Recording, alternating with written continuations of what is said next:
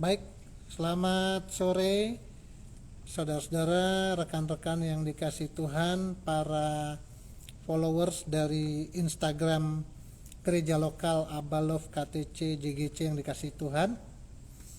Selamat bergabung kembali di sore yang indah ini.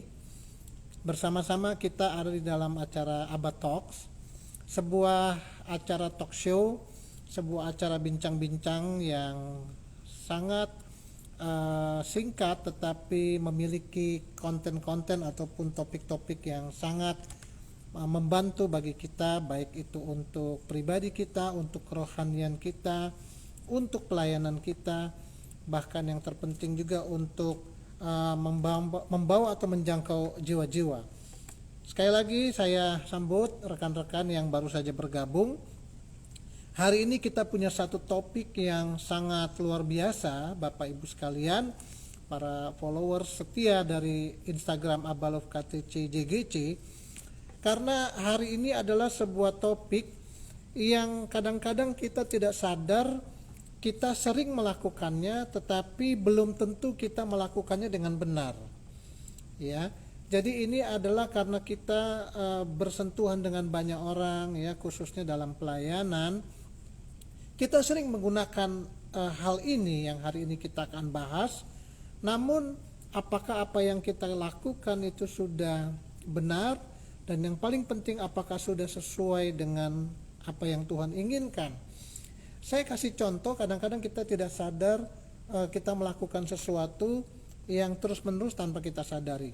Misalnya ada 3 hal yang sering kita lakukan, bukan, dalam sehari-hari, yang tidak akan kita pernah lupa. Bahkan orang yang cuma sekolah sampai SD aja dia masih tetap ingat, yaitu baca, hitung, dan tulis.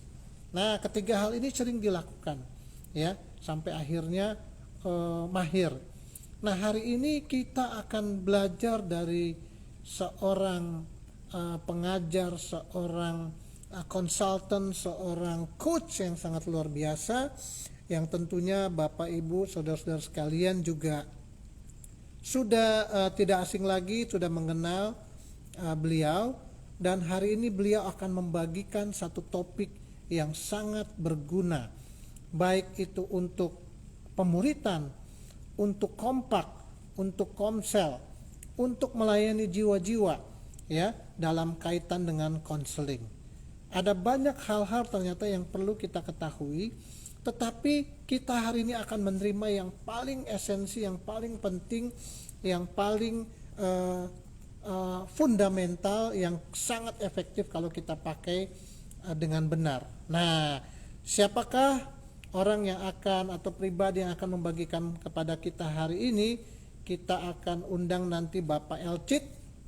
Beliau adalah senior consultant dari Meta Consulting. Tentu nama yang sudah tidak asing lagi di dunia teaching, mengajar, dan consulting. Baik, sudah waktunya saya akan bersiap-siap untuk mengundang beliau, supaya nanti kalau pukul 17 atau jam 5 tepat kita sudah bisa. Karena hari ini hari yang sangat luar biasa Bapak Ibu. Saya sudah menginvite Pak Elcit. Iya, sudah mulai tampak di layar. Iya, layarnya belum dibalik screen-nya, jadi masih menghadap ke depan ini sepertinya. Perlu di flip layarnya. Ya, sebentar ya. Baik, sambil menunggu Pak Elcit untuk bisa bersama-sama dengan kita, untuk bisa melihat tampilan wajahnya. Bapak Ibu, kabar gembira Bapak Ibu sekalian, para follower setia dari Abalov KTC JGC, bahwa Bapak Ibu dapat menyaksikan kembali video-video yang pernah tayang dari Abba Talks ini. Bahkan juga ada video-video lain yang nanti Bapak Ibu bisa lihat untuk memperlengkapi Bapak Ibu, untuk mengequip, ya, untuk memperlengkapi baik secara pribadi, kerohanian maupun apapun, bahkan pelayanan, yaitu dengan masuk ke icon IGTV dari akun ataupun Instagram @abalov_ktcjgc ini, dan Bapak Ibu bisa melihat kembali tayangan-tayangan Abba Talks yang sebelumnya. termasuk yang hari ini. Baik, sudah tampil di layar Pak Elcit yang kelihatannya semakin muda aja. Ini Pak Elcit yang beneran, yang foto zaman sekarang atau yang dulu nih Pak? Ya, ini karena di rumah terus kan ya, jadi nggak ke Karena di pangkas-pangkas rumah terus rambut. ya. Iya, efeknya malah lebih muda ini. Kalau saya di rumah Iya, terus malah tumbuh jenggot ini Pak. Pak Elcit senang sekali, iya. Senang sekali bisa bertemu dengan Bapak di layar Instagram ini dalam acara live Abad Talks. Hari ini tema kita adalah Ika ya Pak ya. yes. Nah, Ika ini saya berpikir apakah ini temannya Pak Elcit, seorang perempuan tinggi besar yang akan dibawa ke sini, atau Ika ini apa sebenarnya Pak Ya, Elcit, supaya kita dan teman-teman semua bisa tahu manfaat dan bisa memecahkan tanda tanya hari ini. Silakan Pak Elcit. baik. Ya, Bapak Ibu, Saudara sekalian, IKA yaitu IKA, identifikasi, konfirmasi, aksi.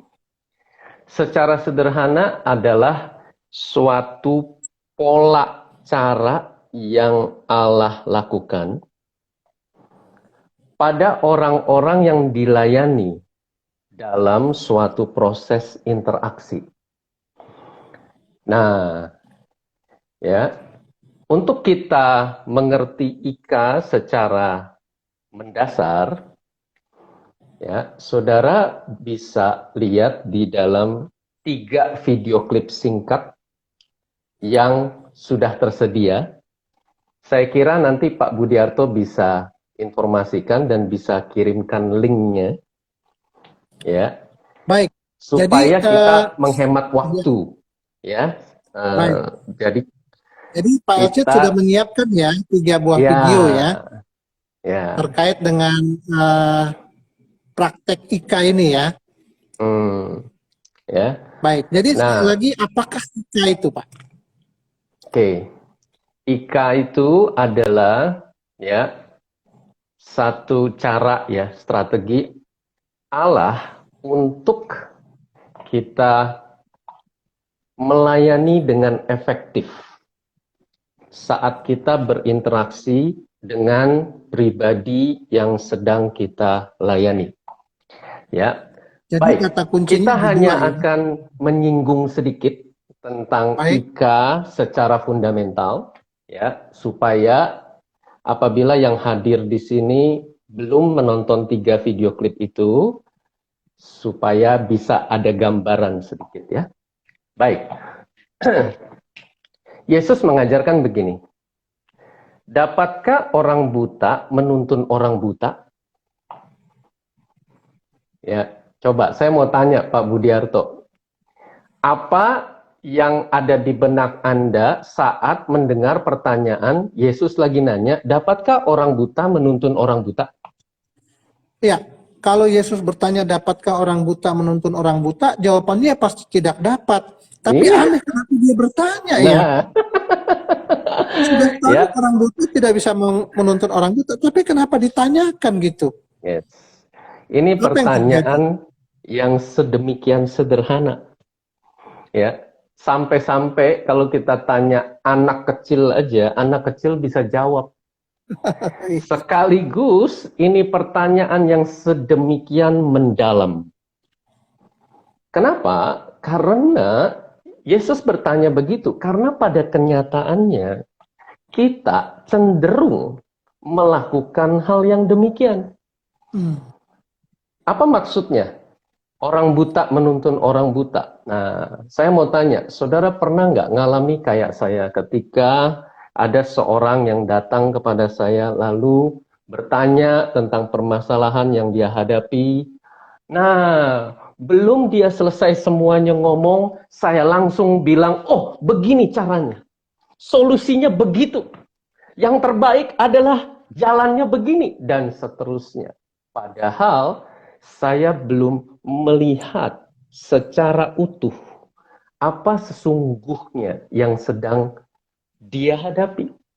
apa sesungguhnya yang bukan cuma di permukaan tetapi yang di bawah permukaan, yaitu motif, ya, yaitu background, ya, dan berbagai hal yang belum kelihatan di awalnya, yang saya belum mengerti, langsung saya berikan solusinya, yang sebenarnya itu adalah solusi yang semu. Nah, lalu cenderung kalau misalnya ternyata dia mengungkapkan alasan demi alasan, saya jadi cenderungnya menghakimi, memojokkan dia, dan seterusnya. Itulah yang terjadi, orang buta menuntun orang buta. Padahal saya belum melihat seluruhnya, ya, saya sudah mau tuntun dia menurut cara saya.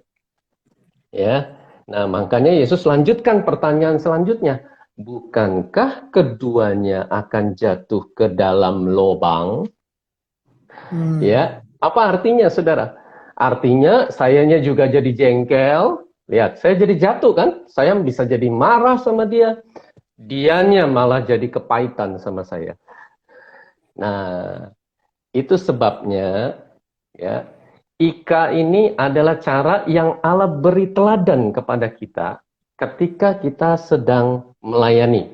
Karena berkali-kali, baik di perjanjian lama atau di perjanjian baru, Allah memberi contoh kepada kita bagaimana cara melayani orang-orang yang kita layani dalam suatu interaksi, ya, untuk kita melayani dengan efektif.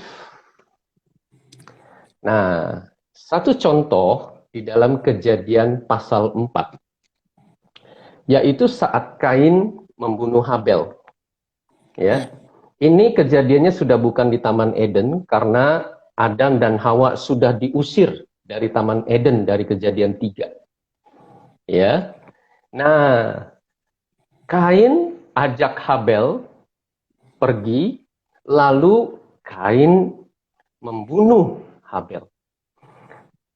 Setelah Habel mati, ayat 9, firman Tuhan kepada Kain, di mana Habel adikmu itu?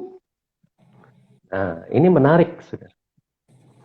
Karena apa yang Allah lakukan terhadap dosa Kain itu adalah pola yang sama yang Allah lakukan terhadap Adam dan Hawa saat Adam dan Hawa jatuh ke dalam dosa. Yaitu apa? Allah bertanya. Ini penting dan ini menarik. Ya, emangnya Allah nggak tahu Habel ada di mana? Emangnya Allah nggak tahu bahwa Habel sudah mati dibunuh? Tentu Allah tahu. Makanya Allah bertanya. Nah, tapi kenapa Allah masih bertanya? Di mana Habel, adikmu itu? Nah, ini penting, saudara. Karena Allah sedang melakukan identifikasi. Ya, apa itu? Itu adalah satu tindakan yang Allah lakukan untuk mengenali, menelusuri, menggali, ya, menemui bagaimana sikap hati Kain saat itu. Apa yang ada di dalam relung hati Kain? Allah ingin mengetahuinya. Nah, saat Kain menjawab, aku tidak tahu. Bahkan Kain nyautin begini, apakah aku penjaga adikku? Nah, dari situlah Allah mengetahui, Allah mengidentifikasi, Allah mengenali. Oh, begitu sikap hatinya Kain. Menarik Pak Ya. Elkit, menarik sekali. Yes. Saya pada waktu mendengar ini, saya membayangkan saya juga kadang-kadang suka melakukan hal seperti ini di dalam melayani. Contohnya jadi begini, Allah yang maha tahu aja bertanya terlebih dahulu. Nah, kalau kita kadang-kadang kita tidak bertanya lagi karena seolah-olah kita sudah tahu. Nah, inilah yang kadang-kadang sering terjadi. Yes. Menarik sekali. Yes. Bagaimana kelanjutan dari identifikasi Nah, ini? ya, identifikasi ini bukan hanya dilakukan oleh Allah kepada Kain, tapi juga ini dilakukan oleh Yesus di Perjanjian Baru pada perempuan pendarahan yang sudah 12 tahun itu. Ketika perempuan itu menjamah jubah Yesus karena imannya percaya bahwa asal ku jamah saja jubahnya, aku pasti sembuh. Nah, ya, saudara, di Markus 5 ayat 30 dikatakan pada ketika itu juga Yesus mengetahui bahwa ada tenaga yang keluar dari dirinya. Nah, saudara, itulah identifikasi. Yesus sadar ada power yang mengalir. Nah, ya, saudara. Dan ini menarik, ya. Nggak berhenti sampai di situ, Yesus lakukan langkah berikutnya. Langkah kedua. Lalu ia berpaling di tengah orang banyak dan bertanya, siapa yang menjamah jubahku? Lihat, saudara. Menarik sekali. Yesus tahu ada power keluar dan pertanyaannya adalah begini atas pertanyaan itu. Kenapa Yesus bertanya siapa yang menjamah jubahku? Emangnya Yesus nggak tahu yang jamah itu adalah si perempuan pendarahan itu? Nah, saudara, ini kenapa Yesus lakukan demikian? Karena, saudara, ini penting sekali ya. Yesus tuh selalu mau, nah ini di dalam bahasa Inggris kan tuh engage. Ya, ini sebenarnya belum ada bahasa Indonesia yang betul-betul menggambarkan. Yesus tuh selalu mau melibatkan kita di dalam interaksi. Jadi Yesus selalu mau ya engage itu selalu mau bareng-bareng, selalu mau komunikasi, selalu mau melibatkan kita. Nah, saya tahu kamu yang jamah, tapi saya mau kamu aktif. Saya mau kamu engage. Saya mau kamu on the spot, di tempat, itu bersama-sama dengan saya. Dan kita bisa berinteraksi. Dan Yesus mau melakukan langkah kedua, yaitu konfirmasi. Apa itu konfirmasi? Yaitu Yesus mau dapatkan data pendukung, informasi yang menyokong, fakta yang mendukung bahwa identifikasi yang sudah Yesus lakukan itu benar. Makanya Yesus bertanya, siapa yang jamah jubahku? Nah, saudara, perhatikan bahwa Allah, Yesus yang maha tahu aja udah praktekinnya begitu, identifikasi, konfirmasi. Kembali kepada kasus Kain, ya, Allah lakukan konfirmasi di ayat 10, Kejadian 4. Allah berfirman, apakah yang telah kau perbuat ini? Darah adikmu itu berteriak kepadaku dari tanah. Lihat, saudara. Ya, Allah dapatkan konfirmasi itu, cari konfirmasi dari dua pribadi. Karena cuma ada dua pribadi itu. Ya, Allah tanya Kain, identifikasi. Nyautinnya begitu. Oke, sekarang Allah sudah kenali, ternyata sikap hati kamu demikian. Masih dikonfirmasi, apakah yang telah kau perbuat ini? Dan terus Allah dapatkan konfirmasi dari mana?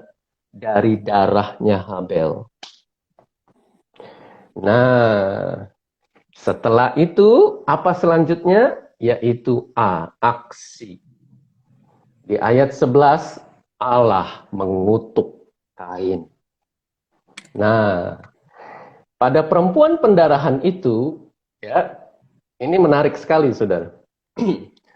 Saya mau tanya, pada saat identifikasi dan konfirmasi, si perempuan pendarahan itu sudah sembuh atau belum? Di ayat 29 dikatakan, Seketika itu juga saat si perempuan itu menjamah jubah Yesus, badannya sudah sembuh dari penyakitnya. Tetapi Yesus tetap praktekin Ika. Ya, dan aksinya itu terjadi ketika Yesus berkata, "Hai anakku," di ayat 34, "imanmu telah menyelamatkan engkau. Pergilah dengan selamat dan sembuhlah dari penyakitmu." Jadi, ya, pola Ika ini itu konsisten Allah lakukan, ya, ketika Allah melayani pribadi-pribadi dalam suatu interaksi.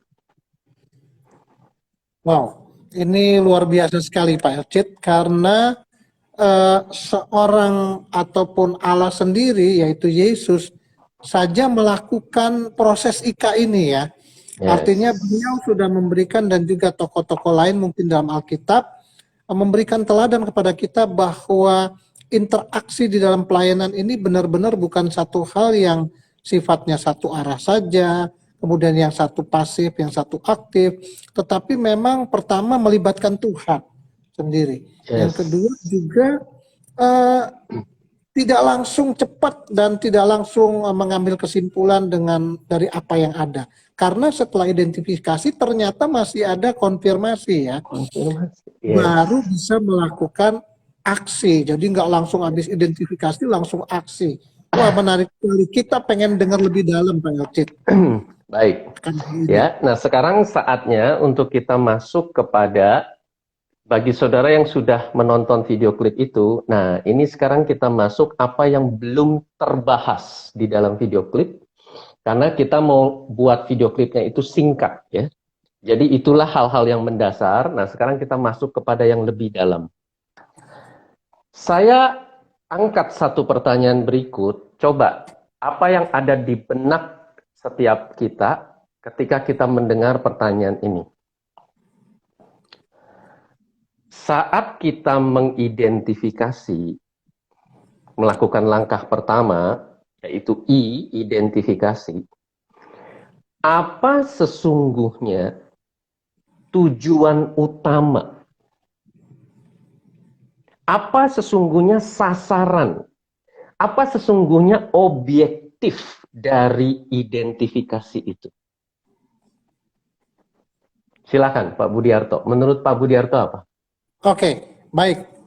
Saya akan jawab, dan Bapak Ibu sekalian yang sedang ada on air bersama dengan kami, bersama dengan kita, silakan juga menjawab pertanyaan Pak Elcit, yaitu sebenarnya apa yang ingin dicapai dari sebuah identifikasi, begitu Pak Elcit ya.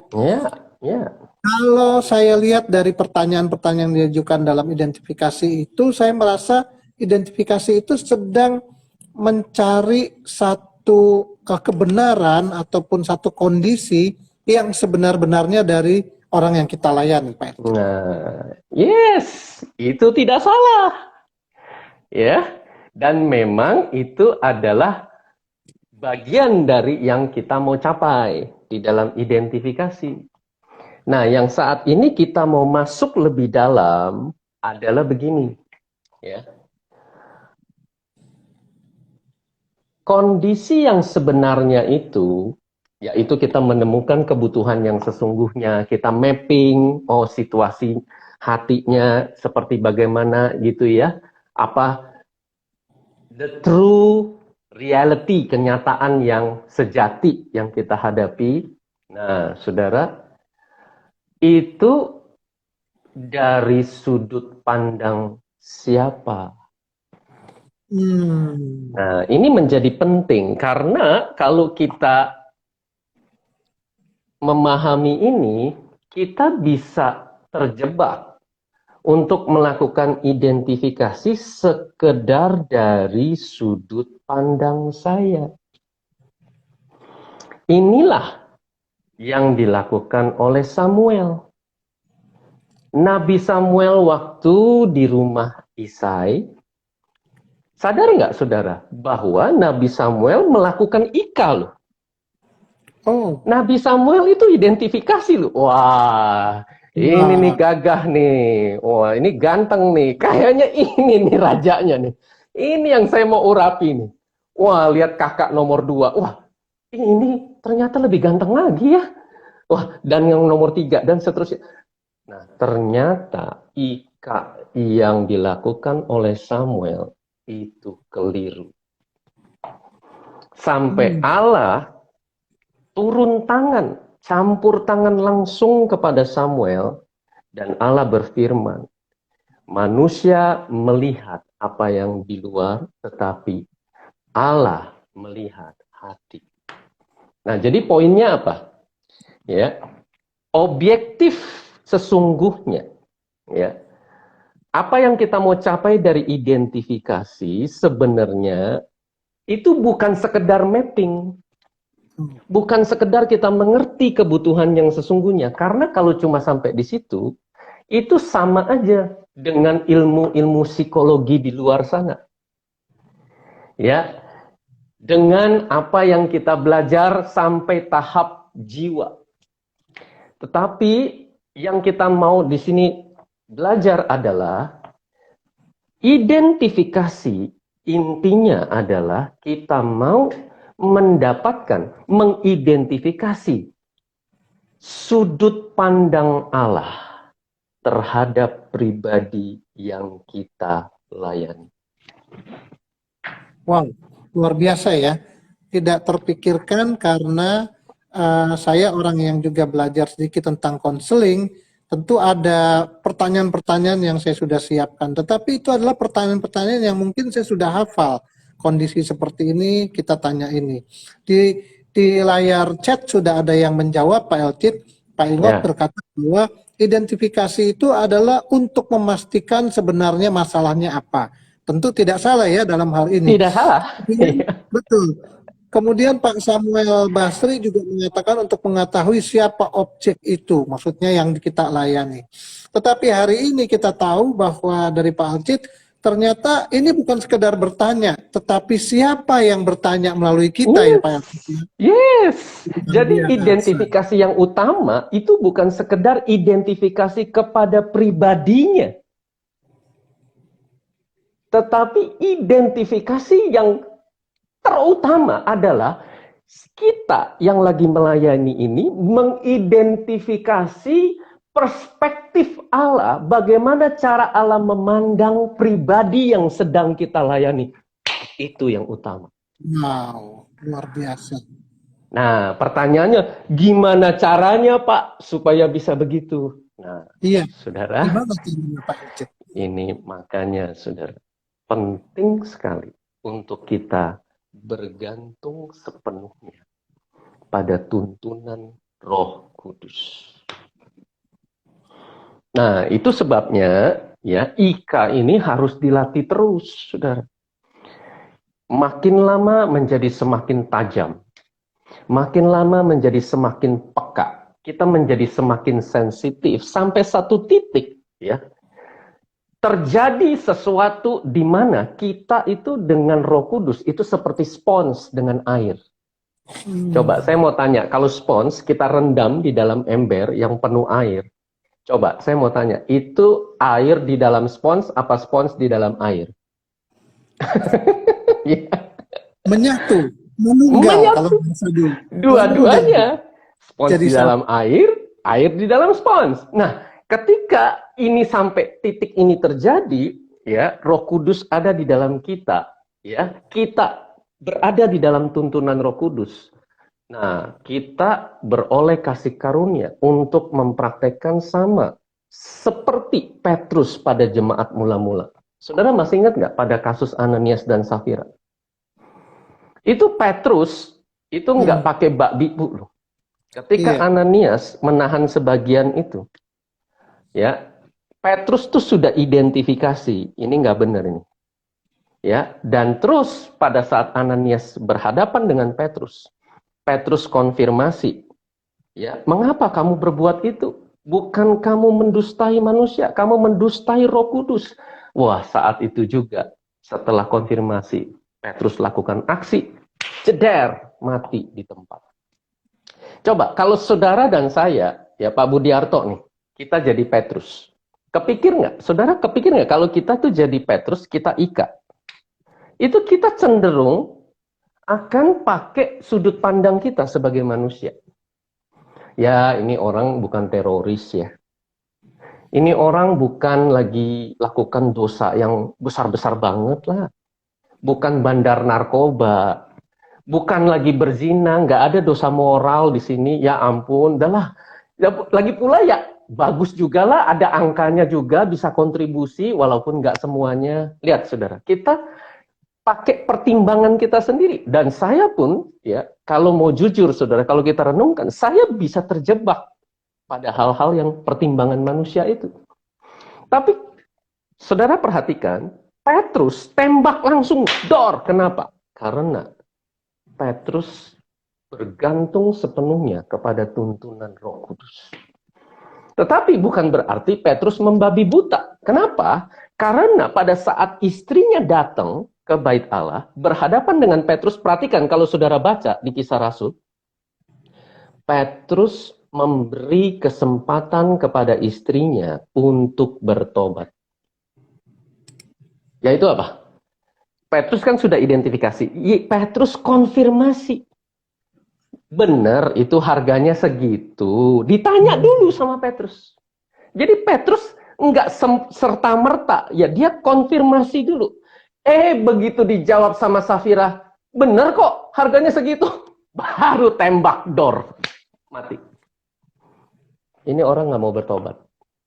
Dosanya ini bukan dosa yang biasa. Nah, saudara, itu sebabnya penting sekali untuk kita mempraktekkan IKA ini di dalam tuntunan Roh Kudus. Luar biasa. Jadi saya sekarang secara pribadi mulai mengerti Pak Elcit bahwa seperti kasus Petrus dengan Ananias dan Safira, kadang-kadang kita ini sudah punya patron kebenaran sendiri. Misalnya menurut Tuhan ini dosa besar, menurut kita dosa kecil misalnya.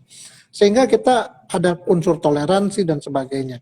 Tetapi kalau kita bergantung sepenuh kepada Tuhan, maka identifikasinya nggak mungkin salah.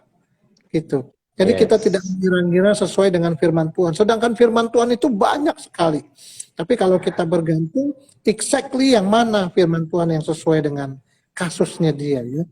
Wah, ini berarti sangat penting sekali Pak Elcit. Ya, dalam kita memberikan pandangan ataupun konseling, ini sangat penting sekali. Nah, bicara tentang penting, ada 2 skill mendasar yang sangat penting di dalam mempraktekkan IKA ini. Masih ingat apa? Yaitu questioning skill dan listening skill. Keterampilan bertanya dan keterampilan mendengarkan. Nah, di sini yang kita mau belajar praktek, kita bahas tentang keterampilan mendengarkan. Apa indera utama yang kita gunakan saat kita sedang mendengarkan? Masih ingat? Jawabannya adalah hati. Mendengarkan dengan hati. Ya, itu yang utama. Ya. Nah, saat ini kita mau bahas bukan cuma hati. Nah, kalau kita mendengarkan dengan hati, secara alamiah kita juga akan mendengarkan dengan telinga.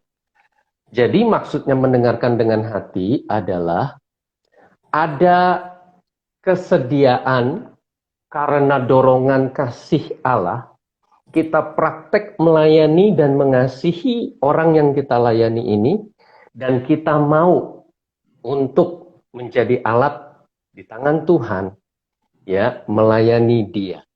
Dan karena saya sudah berikan hati saya untuk mendengarkan, makanya telinga saya mendengarkan. Makanya mata saya mendengarkan. Apa maksudnya mendengarkan dengan mata? Maksudnya saya fokus. Ya, mata saya nggak jelalatan gitu, nggak lihat sana sini. Saya berkonsentrasi. Nah, mendengarkan nggak cuma sampai situ, mendengarkan dengan mulut. Apa maksudnya? Saya dalam periode saya mendengarkan itu, saya kebanyakan diam. Saya menutup mulut saya. Dan kalaupun saya membuka mulut, kalaupun saya sampai perlu memotong pembicaraannya dia, itu di dalam konteks saya mau mengkonfirmasi. Saya mau memastikan apa informasi yang sebelumnya. Oh, gimana? Tadi itu terjadi tahun berapa tuh? Nah, itu nggak apa-apa tuh kita motong. Nah, tapi itu dalam konteks karena kita sedang mendengarkan. Ya. Nah, mendengarkan juga dengan tubuh.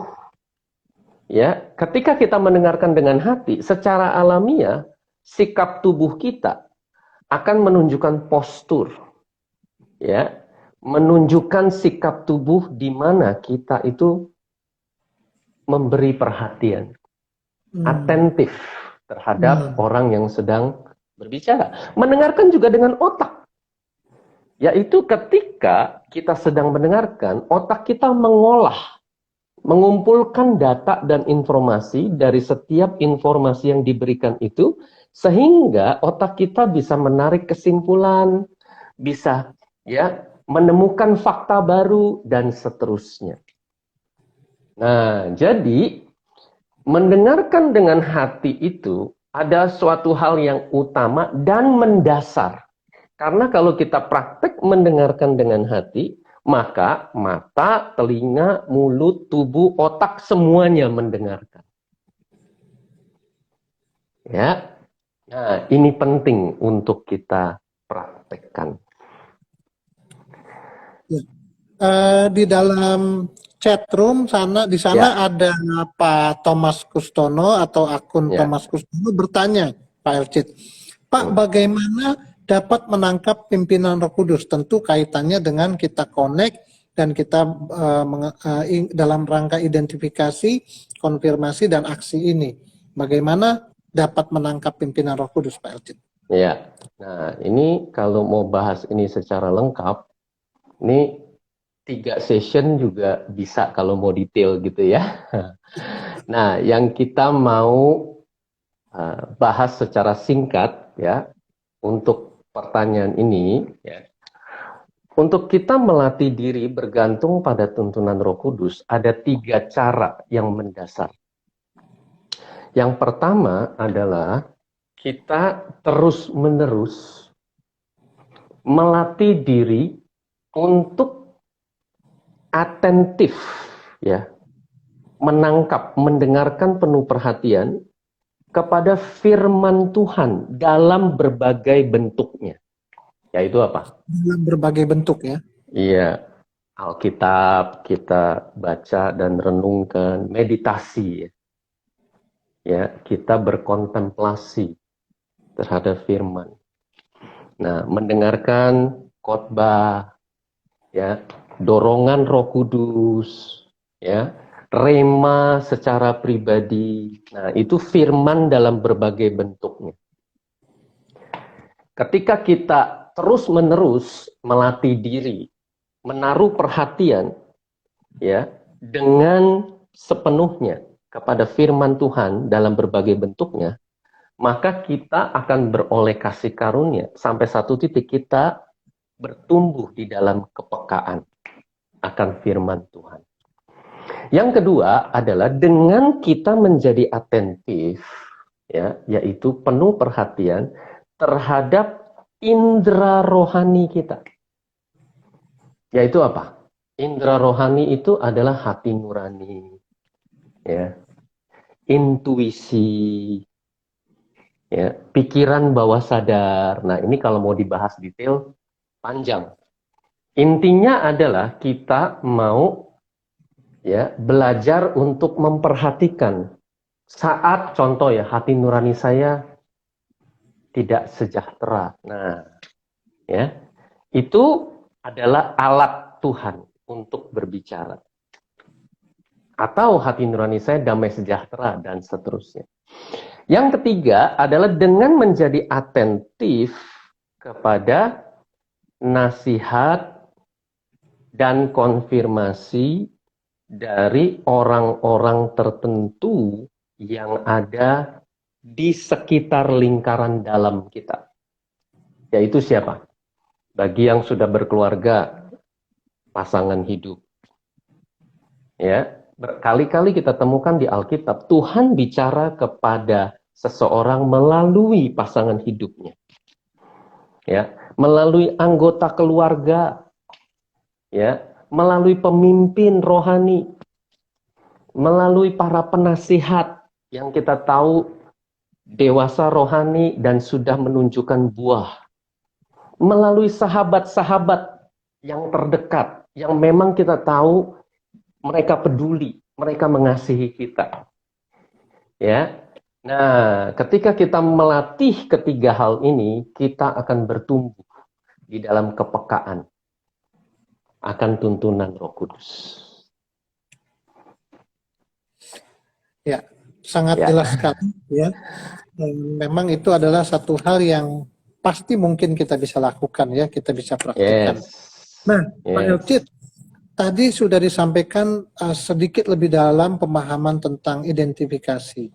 Nah, bagaimana dengan konfirmasinya? Nah, di dalam konfirmasi ada hal yang kita mau bahas di sini, yaitu tentang paraphrasing. Nah, ini kata yang mungkin ini jarang kita dengar atau jarang dibahas, karena di dalam budaya kita ini belum terbentuk budaya paraphrasing. Apa itu paraphrasing? Ya, sebenarnya belum ada terjemahan yang tepat dari paraphrasing. Kalau kita buka di kamus, itu ditulis paraphrase itu menafsirkan. Padahal sebenarnya aspek-aspeknya lebih daripada sekedar menafsirkan. Jadi paraphrasing itu dalam bahasa Indonesia yang memparafrase. Apa itu memparafrase? Saat kita lagi mengkonfirmasi, penting untuk kita praktekkan paraphrasing, yaitu menyatakan kembali pesan yang kita terima dan sudah disampaikan oleh yang berbicara kepada kita dengan kata-kata kita sendiri. Sekali lagi ya, paraphrasing adalah menyatakan kembali pesan yang disampaikan oleh si pembicara yang berbicara kepada kita dengan kata-kata saya sendiri. Nah, ini kedengarannya ya sesuatu yang itu kan nggak terlalu penting. Ya, adakah di antara kita yang ketika ya kita dengar tentang paraphrasing ini, nanti kalau saya praktek paraphrasing, ntar saya disangka tell me lagi, telat mikir lagi. Masa gitu aja nggak ngerti? Masa mesti diulang sih? Kan saya udah ngomong sampein, masa gitu aja nggak nangkep? Nah, saudara kalau baca di Alkitab, berkali-kali kita menemukan Allah praktek paraphrasing. Iya. Allah sudah tahu itu di tangan Musa, kelihatan kok tegas di tangan Musa ada apa. Tapi tahu nggak Allah ngapain? Apa yang ada di tanganmu? Coba. Ya, bagus Musa. Bagus Musa nggak jawab. Kan udah dilihat. Ya, lihat Allah paraphrasing. Ya. Wow. Ya. Oh. Nah, jadi mengungkapkan lagi, tongkat tuh ya. Nah, lempar tongkatnya. Nah, saudara, jadi paraphrasing ini penting. Kenapa? Ada 3 poin utama pentingnya paraphrasing. Karena saat kita lagi paraphrasing, ya, kita sebenarnya lagi praktek mengasihi. Kenapa? Karena begini, saudara. Setiap orang yang lagi bicara, apalagi intensitas pesannya itu mengandung beban muatan yang sangat tinggi. Ada unsur emosional di sana, ada unsur pergumulan di sana, ada perasaan yang mendalam di sana diungkapkan. Lalu waktu kita mendengar dan kita mengkonfirmasi dengan paraphrasing, Coba saudara bisa bayangkan perasaan orang yang lagi sharing itu. Wah, ternyata dia ngerti loh. Ternyata dia dari tadi dengerin apa yang saya sharing. Dan ternyata dia menghargai apa yang saya sharing ini. Itulah sebabnya saat kita lagi praktek paraphrasing, kita lagi love in action, saudara. Kita lagi bertindak mengasihi dia. Karena kita sedang menghargai dia. Kita sedang menangkap perasaan. Itu yang pertama. Dan ini penting supaya kedepannya dia menjadi lebih terbuka. Ya, sehingga tercipta rasa aman. Sehingga terbentuk hubungan yang lebih dekat. Lebih akrab. Karena komunikasi itu berjalan dengan baik. Nah, poin penting kedua dari paraphrasing adalah untuk kita menguji kadar identifikasi kita. Jadi ini adalah praktek konfirmasi secara lugas. Oh, jadi kamu saat itu merasa sangat terganggu ya. Sampai-sampai kamu jadi ingat pengalaman masa lalu terhadap orang yang kamu maksud itu. Nah, saudara, ya, waktu kita paraphrasing begitu, itu kita lagi ngecek, kita lagi memeriksa, bener nggak nih, saya nangkepnya begini. Tolong dong dikoreksi kalau saya salah. Iya. Dan ini penting supaya secara runut, nanti ke depan kita jadi menangkap secara utuh hal apa yang dia sampaikan kepada kita. Dan yang ketiga, ya, paraphrasing ini penting untuk kita menggali lebih dalam pribadi yang sedang kita layani ini. Karena pada saat kita paraphrasing, itu menjadi pemicu untuk dia itu mengungkapkan apa yang tadi dia belum sempat ungkapkan. Atau dia tadi lupa. Tapi karena kita paraphrasing, itu menjadi pemicu bagi dia untuk oh iya, bahkan lebih daripada itu. Bukan cuma saya jadi ingat masa lalu. Tiba-tiba tahu nggak, ada yang bergejolak di dada saya. Saya terus jadi, aduh, ngerasa stres sekali. Saya jadi, bahkan sampai gusar, gelisah. Nah, saat itulah kita nangkep yang tadi belum terungkapkan. Pemicunya dari mana? Dari paraphrasing itu. Jadi semacam merangsang dia untuk merecall secara menyeluruh ya. Yes. Yes, ya. Nah, jadi saudara, paraphrasing itu sedemikian sederhana, sekaligus sedemikian menantang untuk kita praktekkan. Kenapa sedemikian sederhana? Karena pada hakikatnya paraphrasing itu sederhananya karena intinya kita repetisi. Kita mengulang pesan yang kita terima itu dengan kata-kata kita sendiri, nggak harus dengan kata-kata dia. Ya.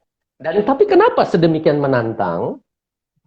Karena paraphrasing ini perlu kita belajar lakukan secara alamiah. Artinya begini ya. Wah, oke, Pak Elsit, saya sudah belajar paraphrasing. Oke, sekarang saya mau praktek. Abis ini ya, selesai Instagram live ini, saya ketemu istri, saya praktek. Mama sudah makan belum? Belum.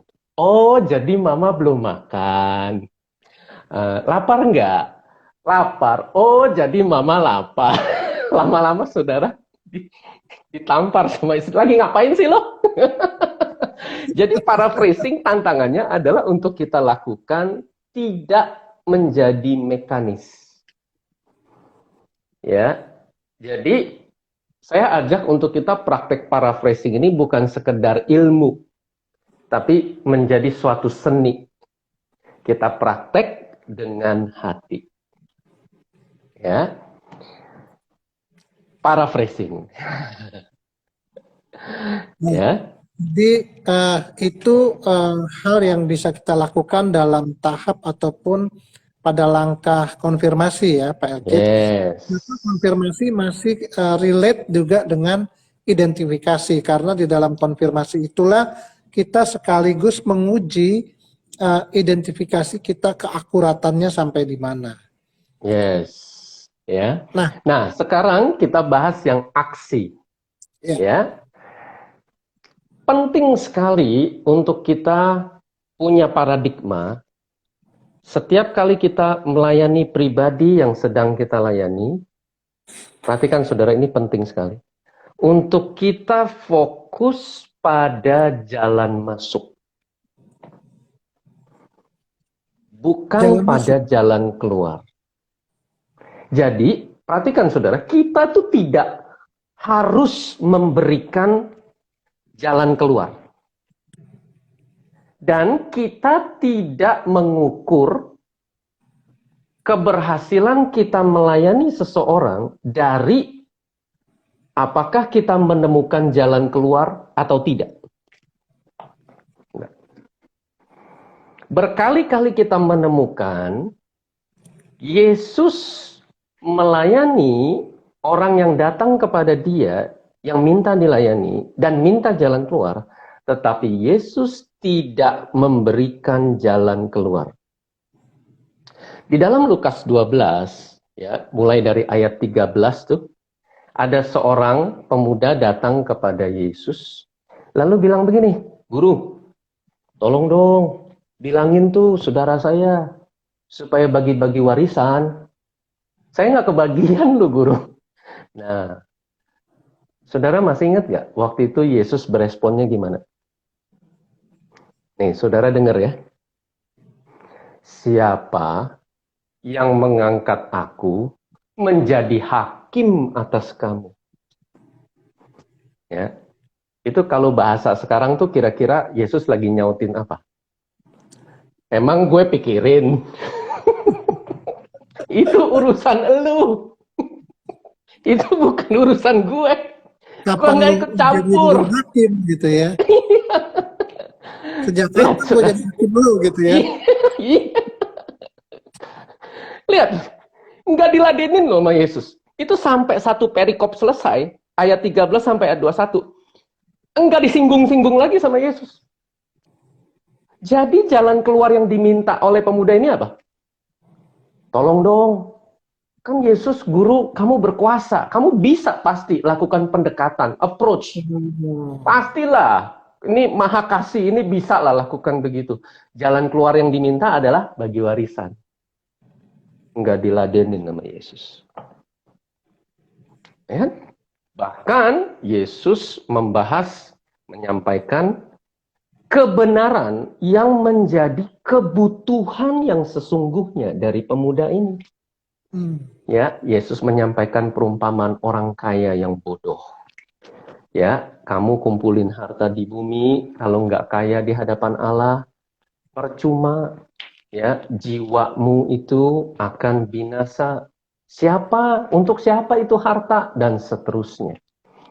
Ya, nah ini penting sekali saudara, karena aksi yang kita lakukan ini adalah aksi yang sesuai dengan firman Tuhan. Bukan harus sesuai dengan request atau permintaan orang yang sedang kita layani. Wah, luar biasa Pak Elcit. Ya, saya diingatkan juga memang bahwa ternyata kita bukan mencari jalan keluar ya, dalam arti nggak semua permintaan jalan keluar itu uh, yang mereka inginkan yang kita penuhi, tetapi yang lebih penting adalah kita mencari jalan masuk. Itu sebabnya kita harus melibatkan Roh Kudus ya, supaya kita bisa Yes, menemukan yang sebenarnya itu apa. yes. Nah, Pak Elcit, Ya. ini ada yang bertanya seputar kalau sedang konseling ya, Pak Elcit ya. Hmm. Nah, dari akun Ingop Setiawan, dia bertanya, ketika orang yang kita layani dia punya prinsip-prinsip, dia menjelaskan prinsip kebenaran pribadinya, kapan kita masuk untuk meluruskan? Apakah tunggu dia selesai menjelaskan, atau kita bisa langsung cut dan jump in untuk meluruskannya, atau kita tunggu aja menghormati pendapatnya? Kira-kira bagaimana baiknya? Ya. Nah, ini pertanyaan yang sebetulnya tidak ada jawaban yang baku karena kita harus lihat case by case. Yaitu apa? siapa orang ini? Apakah ini Hmm. dia pertama kali menyampaikan atau itu udah isu lama gitu yang sudah Hmm. berulang-ulang, ya. Dan kedekatan kita antara saya dengan dia, apakah sudah cukup dekat kalau saya langsung menyampaikan kebenaran, ya. Dan berbagai faktor lain yang kita harus pertimbangkan. Dan yang terutama adalah faktor di mana ya kita peka terhadap tuntunan Roh Kudus. Ya, contoh misalnya, ya ini sebenarnya dia udah lama dari dulu ngomongnya ini lagi, ini lagi, ini lagi, padahal udah disampaikan firman Tuhan.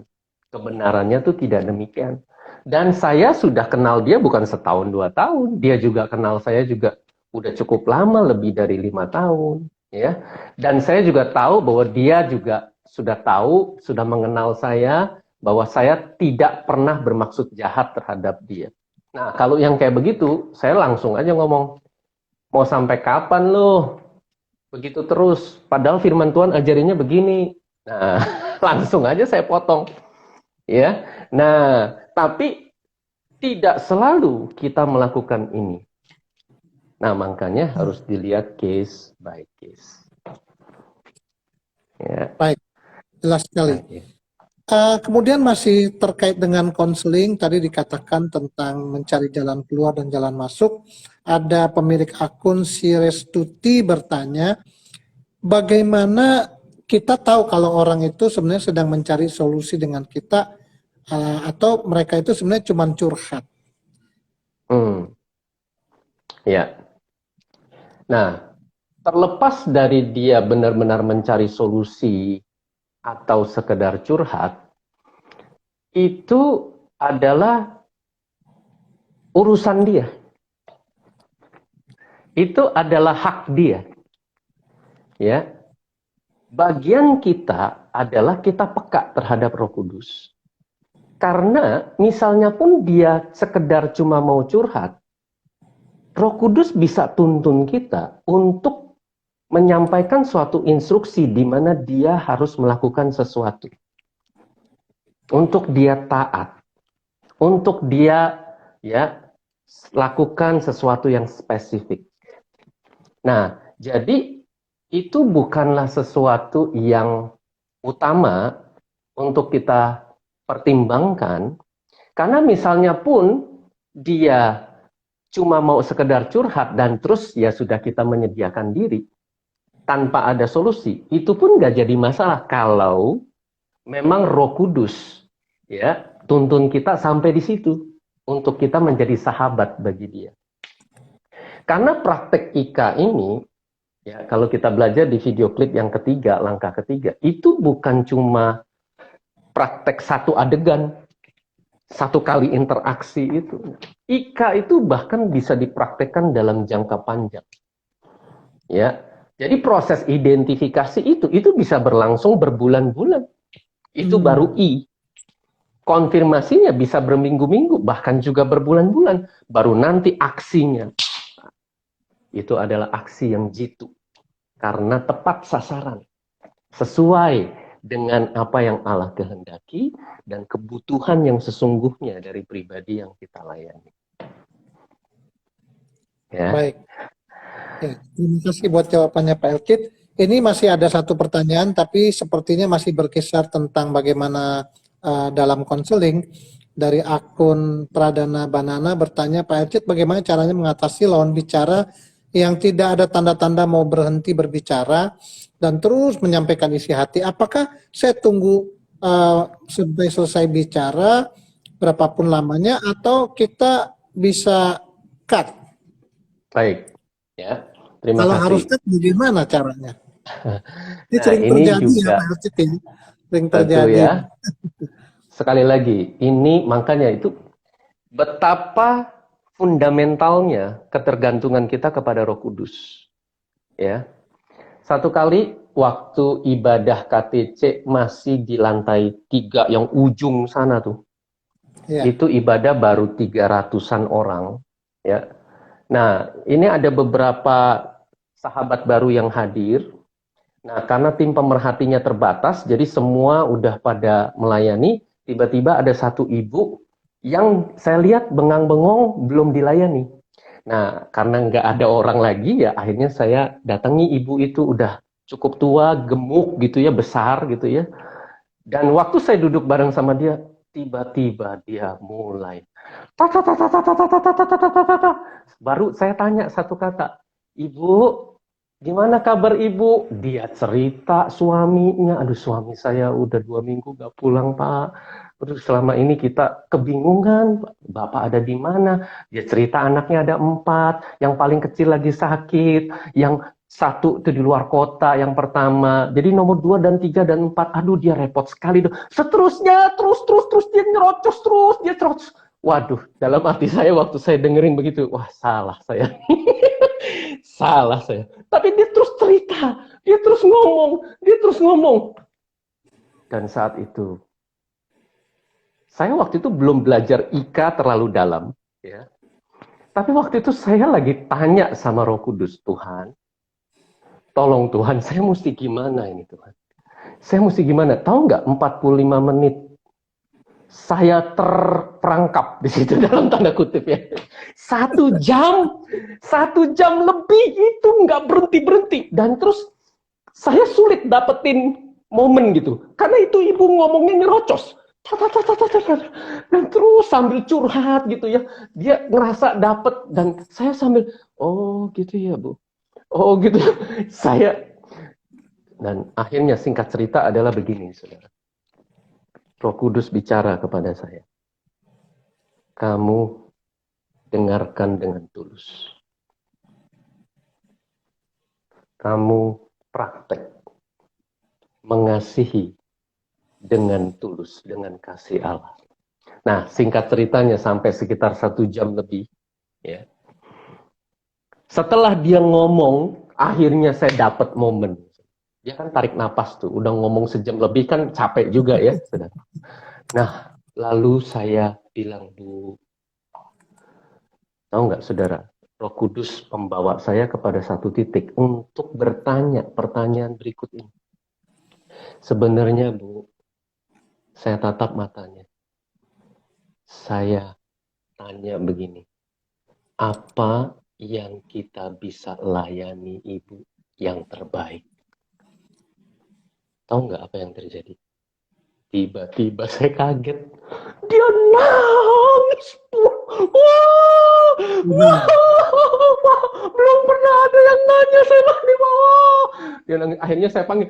Ayo cepat-cepat bantuin sini, bantuin. Nah, saudara, Tuhan jamah dia.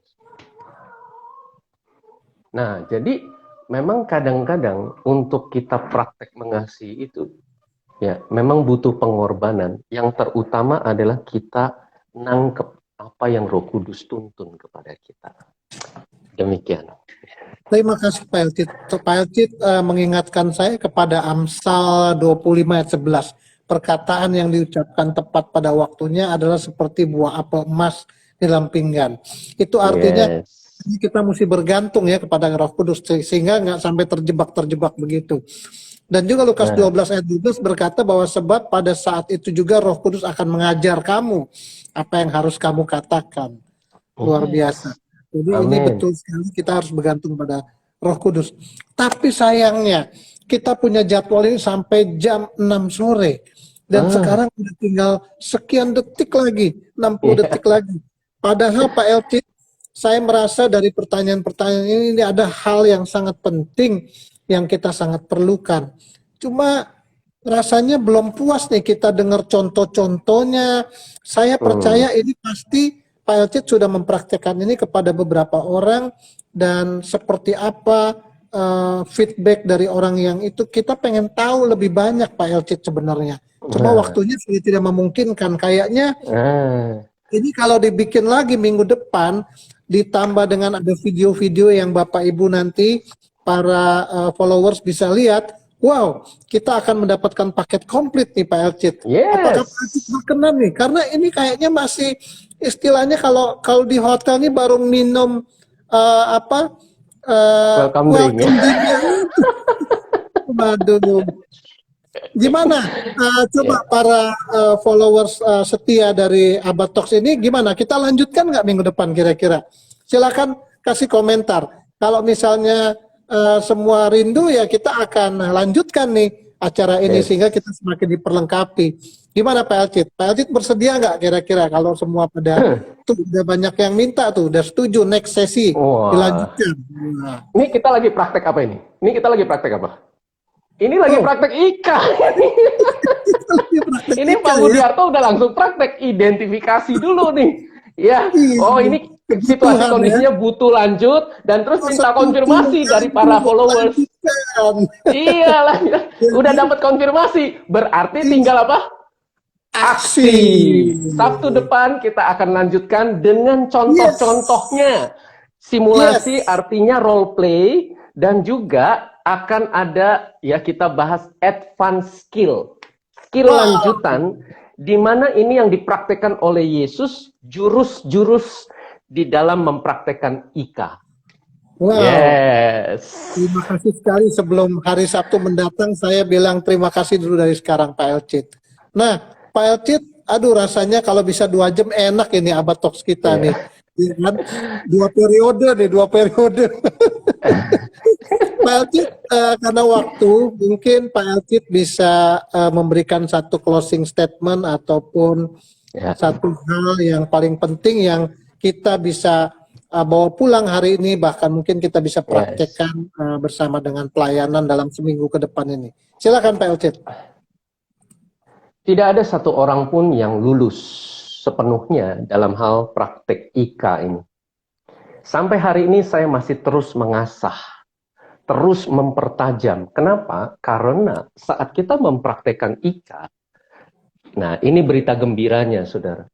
Bukan hanya kita sedang dipakai Tuhan melayani orang yang sedang kita layani. Sebetulnya saat kita sedang praktek IKA, kita sedang menyediakan diri untuk dipertajam oleh Allah.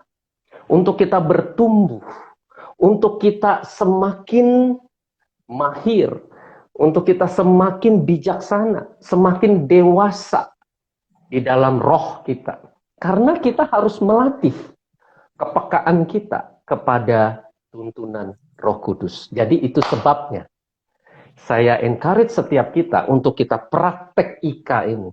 Di rumah, Yes. di lingkungan kita, di saat kita melayani, di tempat kerja, dan di mana saja, kepada siapa saja. Supaya kita menjadi alat yang efektif di tangan Tuhan, memberkati orang-orang di sekitar kita, dan kita menjadi semakin bertumbuh dewasa di dalam Tuhan.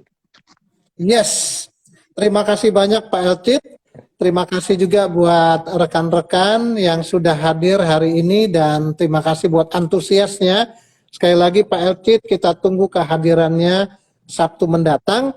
Dan bagi Bapak Ibu yang ingin tahu lebih banyak bisa DM di Instagram kami ini. Dan kemudian bagi Bapak Ibu yang ingin melihat 3 video IKA ini ya, seri 1, seri 2 dan seri 3, kami akan segera menguploadnya di dalam feed ataupun mungkin di dalam IGTV akun di sini ya, Abalov KTC JGC. Bapak Ibu tinggal lihat, dalam waktu 1-2 hari kami akan upload. Dan seperti pesan Pak Elcit, jangan lupa kita akan coba praktek dari apa yang kita dapat. Setelah ini mungkin kita akan berhadapan dengan orang-orang dan ada orang-orang yang harus kita layani, bahkan mungkin setelah menutup layar ini, Bapak Ibu sudah dihadapkan dan sudah bisa langsung praktek IKA dari apa yang sudah dijelaskan. Ditambah nanti akan ada video yang Bapak Ibu bisa lihat dan nanti Sabtu depan kita ketemu lagi, ajak lagi teman-temannya lebih banyak lagi supaya kita semakin diperlengkapi. Terima kasih kepada Tuhan Yesus, kepada Pak Elcit dan juga semua follower setia Abalov KTC JGC. Saya Budiarto mohon diri, kita sama-sama ada di dalam acara Abad Talks. See you next week. Tuhan memberkati. Yeah. Bye. Bye. Bye. Bye.